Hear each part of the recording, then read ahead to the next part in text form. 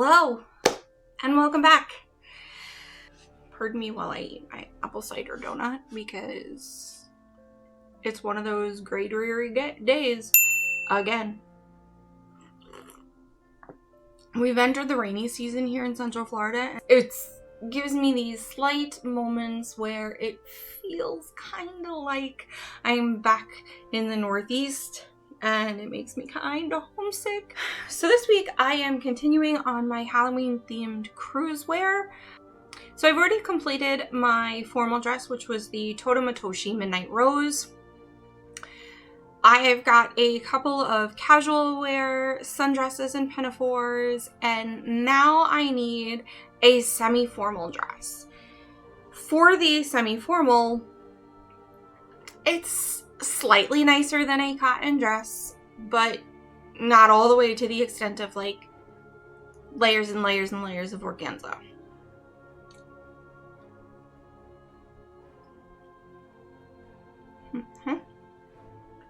I didn't give myself a napkin.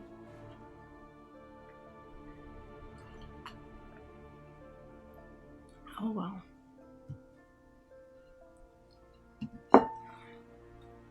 And so for this dress, I did not have to dig really deep. I knew exactly from the get-go what I want for my semi-formal dress. I fell in love with this simplicity pattern. This is the display number. I will look up what the actual catalog number is. But I fell in love with this dress, View B specifically. And I procrastinated on buying the pattern because it requires 7.5 yards of fabric. That's a lot of fabric for one dress. And then when you factor in that a nice fabric is $10 to $15 a yard at $150, it's still well past my threshold for a dress that I want in my closet. I've said it before, I'll say it again. I'm cheap. So when I came across this adorable bat chiffon on my last Joann's shopping spree, I found it in the clearance bin. It was from last year's Halloween. And so it was marked down to like 75% off. And then all clearance red tags were an additional 75% off. So I think I got it for well under $2 a yard. And that put it definitely in my budget as to something that I was willing to buy this pattern for. And so there it is. And so this is going to be my semi-formal dress for my upcoming Halloween cruise. Do you guys think it's totally insane of me that I am making my entire wardrobe for this cruise? Like, I can't wrap my head around buying like tropically typical cruise wear that I will never wear again. And since this is a Halloween themed cruise, this is the ideal opportunity for me to have some of these amazing Halloween pieces that I want in my everyday wardrobe just for funsies. These are things that I will absolutely find myself wearing over and over and over again. But do I need the added stress of spending all this time making it? Absolutely. Because I'm that weirdo. I haven't even opened this pattern yet. I haven't looked at it. I don't know how time consuming it is going to be. I don't know what notions I need. All right, let's see. So I need 3/4 of a yard of ribbon. Why? I don't know. Elastic and buttons. Where are the buttons? What? Oh. Hello?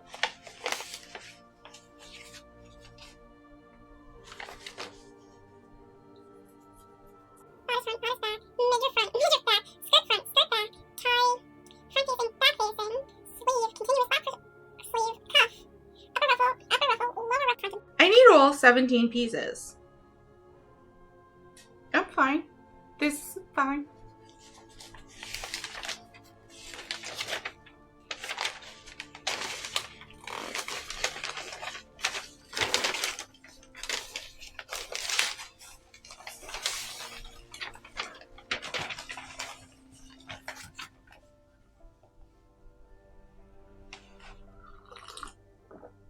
I feel like Dad at the kitchen table, reading the newspaper.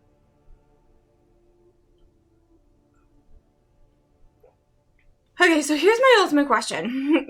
It's chiffon, so it's completely see-through. So do I line this, or do I not line it and then utilize it as an opportunity to be able to change out what I wear underneath it? Like, I could wear it as a bathing suit cover-up. I could wear it over a tank top and leggings. I need to noodle this. And I'm gonna eat some of this donut while I noodle it.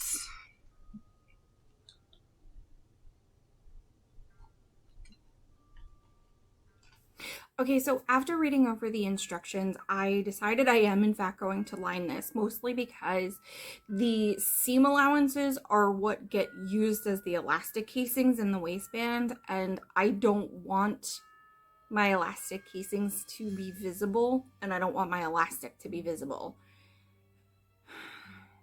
So that's kind of my deciding factor. Let's go raid my bin of black fabric and see what we have.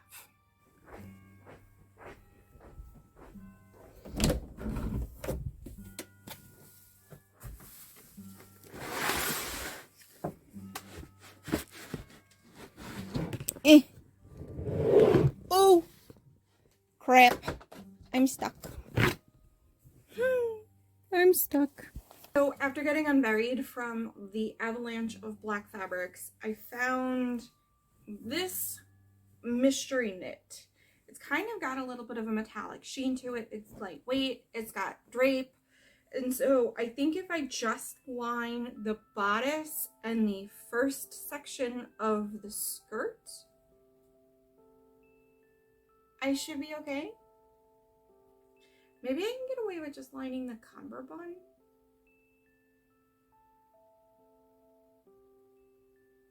I think that struggling over whether to line this or not is actually what's giving me the realization that I don't want to actually line this. I don't know how that's going to work out.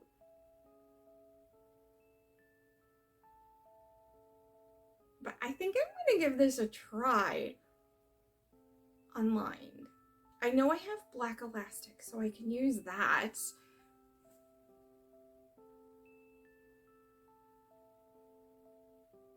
Okay, this is actually making me excited now. I don't want to line this. The more I think about it, the more I decided I don't want to actually line this.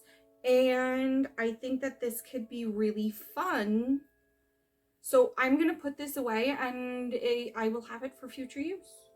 I'm not worried about it. It was already in there left over from something else. Oh my God. Oh my God. I am full of pushing boundaries this month and I'm okay with it.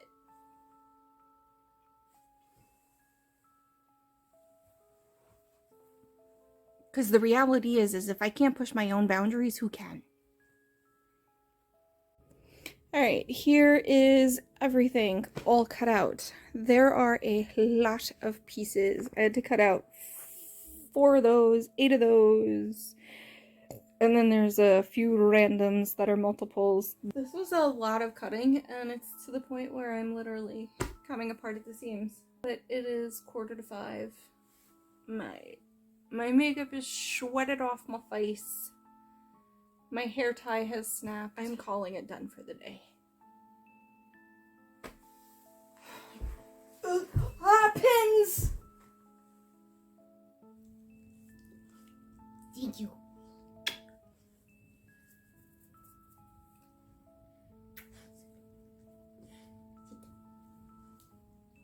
Sit down.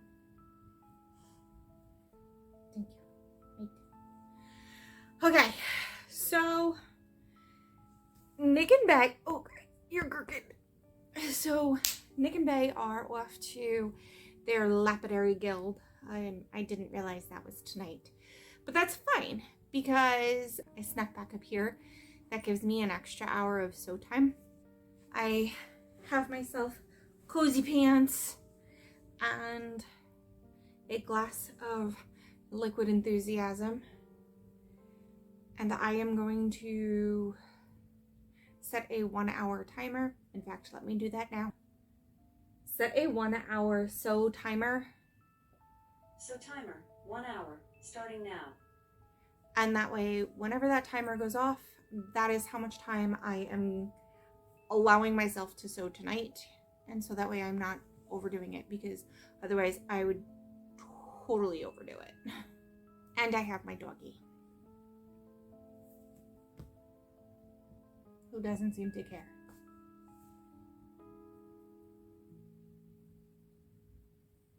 Hey.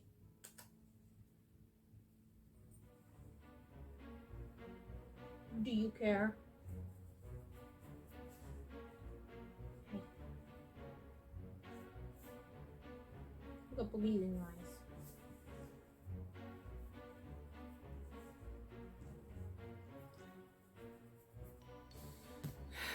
Okay. 2 minus 58 seconds. I'm moving real fast.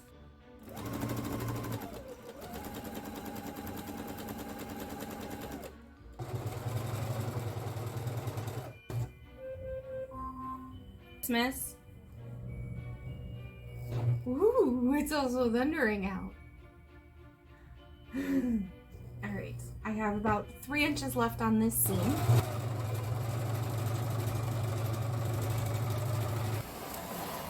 Okay, so in my 1 hour timer, I got the skirt seams assembled. I did French seams on that. So that's all nice and tightly encased in itself. And I got the mid-row, like the mid ruffle. I don't know what to call that. The center ruffle. I got that roll hemmed, serged, gather stitched. I haven't like shrunk it down and inserted it. And as you can see, I used hot pink thread. I do that on purpose so that I can see them easier when I'm like pulling them, and it'll also make removing them later easier. But that's not too shabby of progress for 1 hour. And I will happily accept that as calling it done for the day, because this is a whole lot more than I anticipated. It is dark out. It is now officially dark out. It is still raining. It is thundering.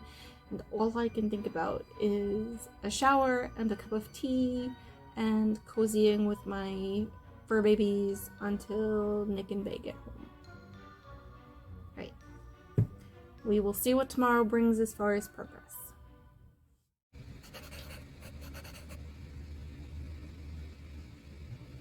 Good morning. The bodice assembly is my objective today. It shouldn't be too hard, question mark. This pattern has a lot of pieces, and so I am feeling a little bit overwhelmed, but I am going to persevere. Do you ever have like analysis paralysis? That's kind of what I'm experiencing right now. Yay!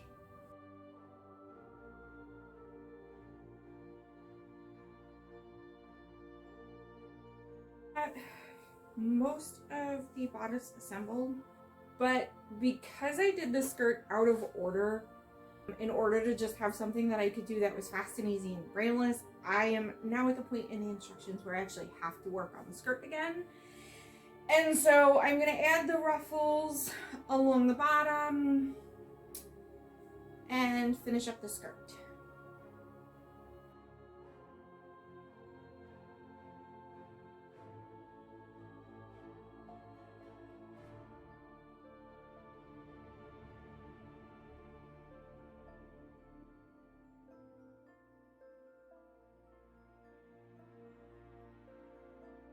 I got the skirt ruffles fully attached and it now is 6 o'clock, so I'm calling it done. My back is thoroughly done. Oh my god, like I'm legitimately falling apart. So I'm gonna leave getting the sleeves attached and attaching the top and the bottom for tomorrow. This one has a lot, my friends. I really hope it's worth it.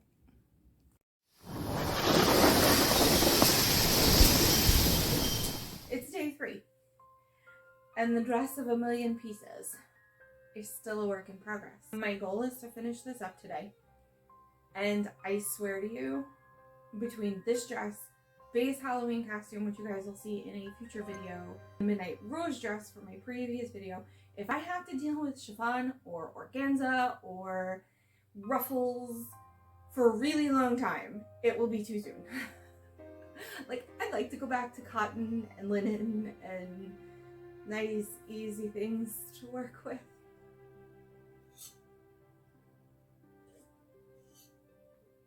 Yep. Alright. I need to sleeves, attach, and facing.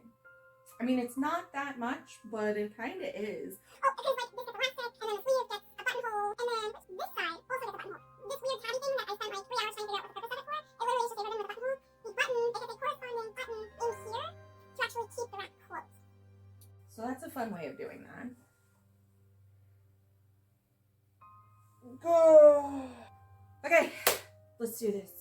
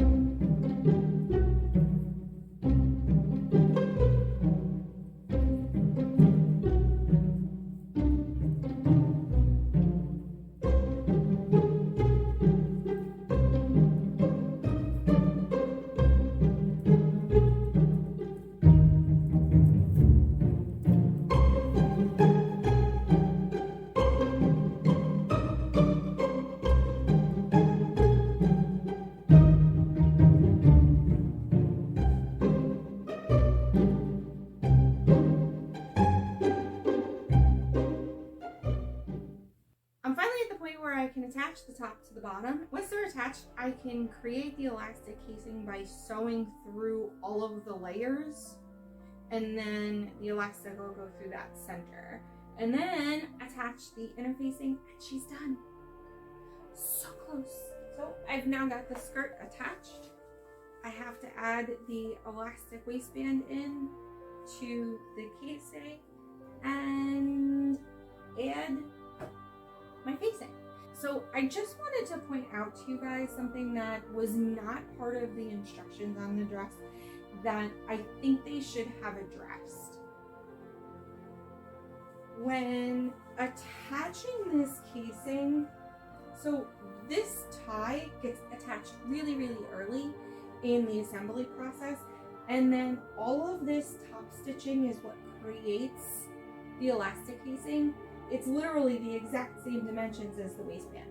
And so the only way to actually do that is to sew all the way up to the tie, stop, tie off, move it out of the way, and start again on the other side. Like I said, that's not in the instructions. That's just me figuring it out on my own.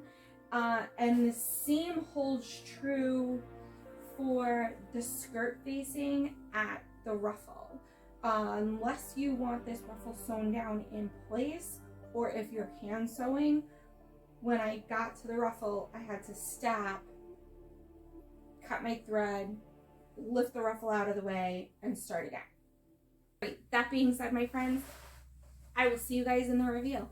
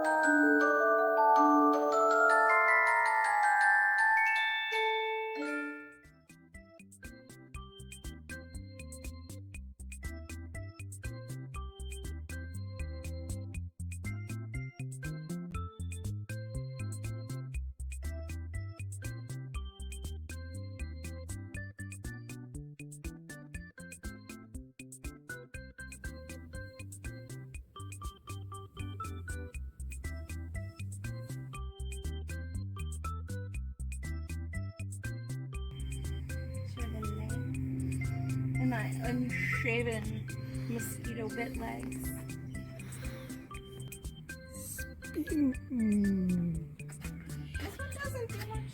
No, not much spin.